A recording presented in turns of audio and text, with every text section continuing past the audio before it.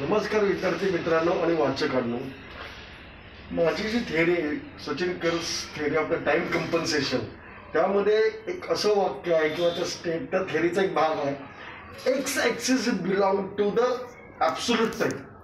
काय? X axis belong to the absolute time आणि Y axis belong to the differentiated time.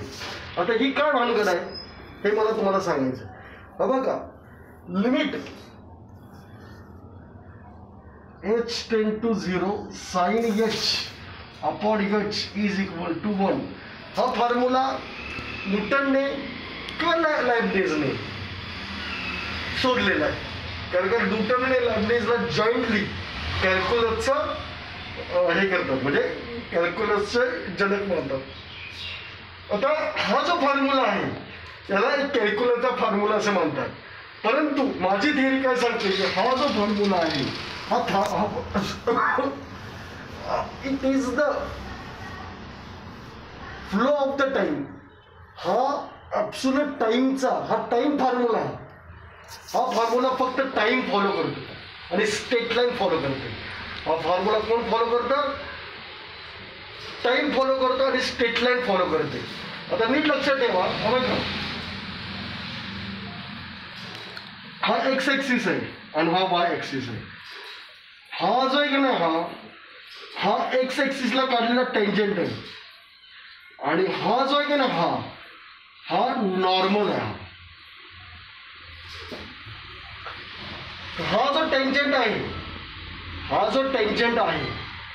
हा tangent म्हणजे absolute टाइमला काढलेला टेंजंट आहे. म्हणून एक्स ॲक्सिस रिप्रेझेंट, ही प्रूफ आहे माझ्या थिअरमची, प्रूफ आहे, नीट लक्षात घ्या. X axis represent the absolute time आणि डिफरन्शिएटेड टाइम म्हणजे हा जो नॉर्मल आहे ना हा डिफरन्शिएटेड टाइम जो आपल्याला अवेलेबल आहे. आपल्याला हा फॉर्म्युला फक्त निर्जीव वस्तू फॉलो करते, ह्युमन बिंग फॉलो करत नाही. तर limit h tend to 0 sine h upon h is equal to 0.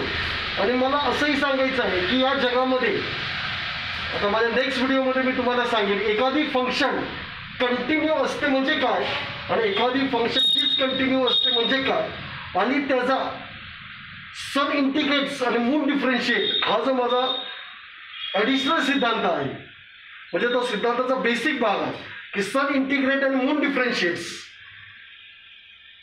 याच्याशी काय संबंध आहे. आणि बाकी जी क्वांटम मेकॅनिक्स असतो, आइन्स्टाईनची थिअरी ऑफ रिलेटिव्हिटी असतो किंवा गोल्डचा त्याच्याशी काय संबंध आहे, what is the role of गोल्डमुळे बघा पहिलं महायुद्ध झालं, दुसरं महायुद्ध झालं, डॉलरची निर्मिती, या सगळ्या मागं गोल्ड.